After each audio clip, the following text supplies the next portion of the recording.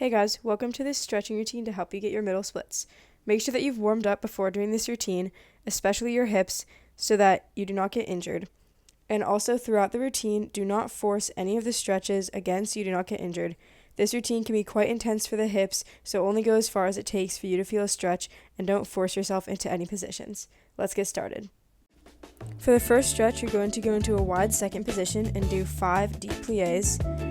During these plies, make sure your knees are going over your toes and your hips are going straight up and down and not pushing back behind you.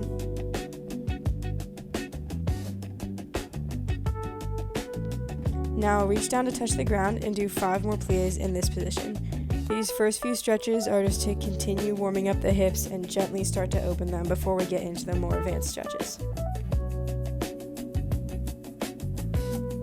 Now hold your plie, use your hands to push back on your knees, and we're going to twist to each side twice.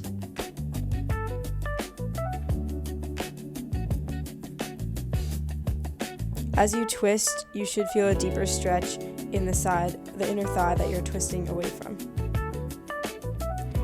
Now bring your feet in a little bit, squat down all the way so you're in this yogi squat position, and we're going to hold it here. You can keep pushing back onto your knees with your elbows or your hands, and I was rocking side to side a little bit to just feel the stretch in the inner thighs.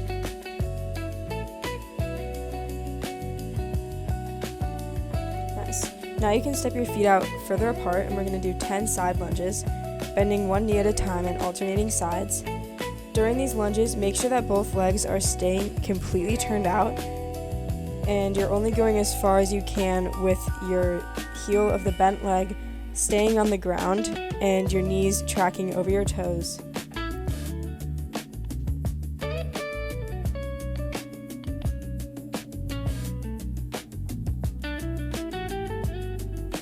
Now go into the side lunge again and hold this position. You can use your hand to push back on your knee to help with the turnout. And to make this more advanced, you can go down onto your elbow. This will feel a deeper stretch in your inner thigh.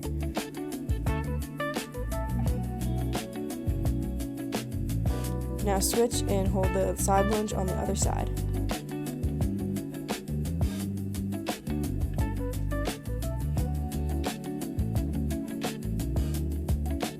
It also helps to engage your glutes a little bit to maximize the turnout in this position.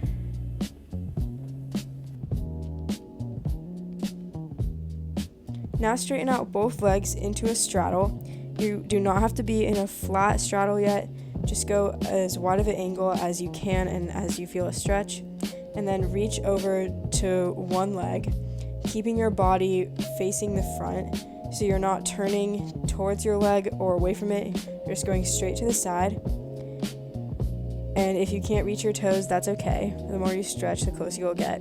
And eventually the goal will be to get your bottom shoulder on the ground, but you want to make sure that your opposite hip is staying on the ground so there's no gap. Now switch to the other side.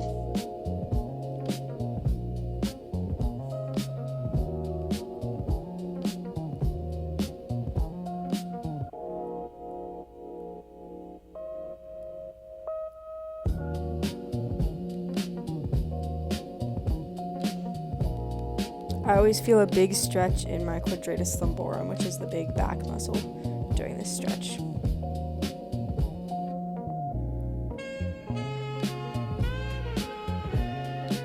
Good. Now we're going to turn our body towards the leg and reach up and over. So now your body should be facing your leg. We're just going to hold this for 10 seconds. Only going as far as you can while keeping both legs turned out and your hips on the ground. Now we're going to reach towards the inside of that same leg, so your body is going down in front of the leg, and it's still facing towards the side. Nice. Now switch to do that on the other side, so turning your body to reach over the leg, just as far as you can with both legs turned out, and your opposite hip still on the ground. I could have done a better job of turning out my back leg there. And now reach down on the inside of that leg.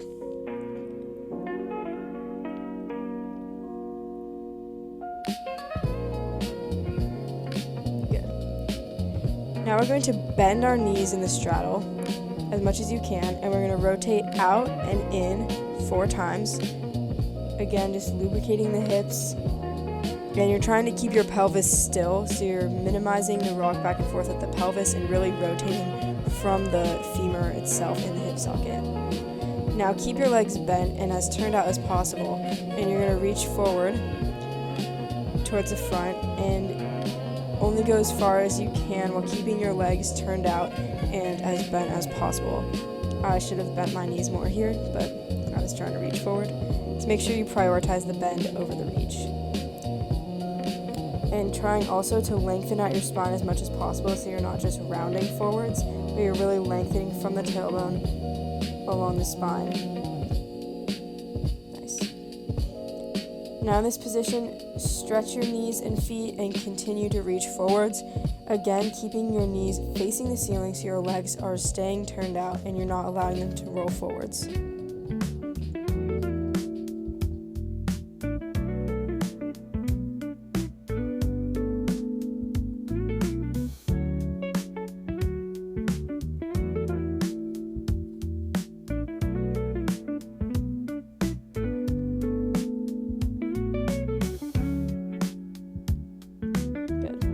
Now we're going to go into a butterfly stretch. So bend in both legs and place the soles of your feet together and then push down on your knees with your hands. You're trying to get your heels as close to your seat as possible and your knees as close to the ground as possible. Now in this position, lean forwards again, so reach your spine forwards, and you can reach your hands forwards like I'm doing, or you can continue to push down on your legs to get your knees closer to the ground.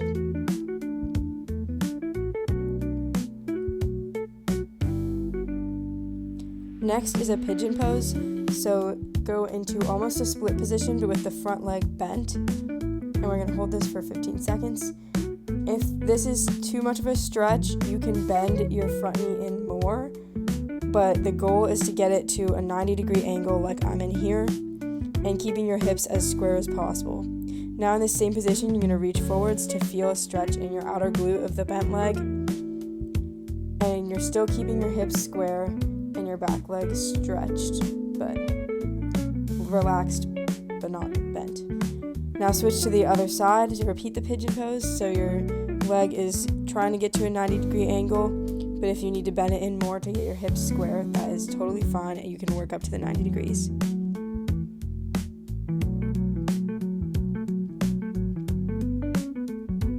Now reach forwards in the pigeon pose to feel a stretch in the outer glute.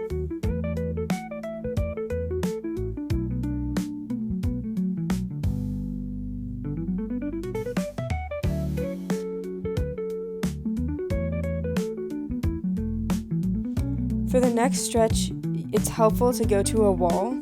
So put your seat up against the wall and then open your legs in a straddle position, keeping them against the wall just as far as you can go. And the weight of your legs should help them fall down. If you want to make this stretch deeper, you can put on ankle weights to help pull your legs down. I usually just push my legs down with my hands, and then the friction of the wall keeps them down. If you don't have a wall, you can totally do this without one. The wall just helps make sure your legs are actually in a straight line and they're not too high or too low in relation to your torso.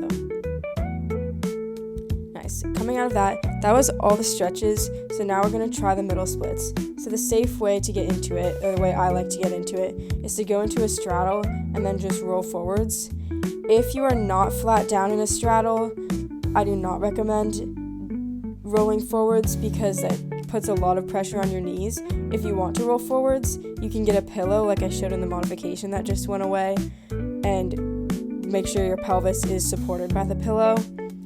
If not, if you don't have a pillow or you don't want to do that, you can just stay in your straddle and reach forwards again, or you can try doing a straddle against the wall so that you can measure how far you have until you're flat. We're holding the middle splits for 1 minute.